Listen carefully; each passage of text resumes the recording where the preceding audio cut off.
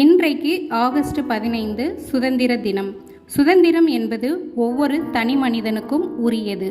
ஒரு தனி மனித சுதந்திரம் ஒரு மனிதனுக்கு நாட்டில் இருந்து மட்டுமல்ல, ஒவ்வொரு வீட்டிலுமே இருக்க வேண்டும். உண்மையான சுதந்திரம் என்பது பிறர் நமக்கு கொடுத்து வருவதல்ல, அது நம்மிடமே இருப்பது. கருத்து சுதந்திரம், மனதுக்கு பிடித்த வாழ்வை வாழும் சுதந்திரம், முடிவெடுக்கும் சுதந்திரம், இப்படி சொல்லிக்கொண்டே போகலாம். நாம் சுதந்திரமாக வாழும் வாழ்க்கை நம்மையும் நம்மை சார்ந்தவர்களையும் சமுதாயத்தையும் பாதிக்காதவரை இருக்கும் வரை அது ஒரு நல்ல ஆரோக்கியமான சுதந்திரமே. சுதந்திரமாக வாழுங்கள், பிறரை சுதந்திரமாக வாழ விடுங்கள். அனைவருக்கும் என் மனமார்ந்த சுதந்திர தின நல்வாழ்த்துக்கள். இப்படிக்கு கலைவாணி.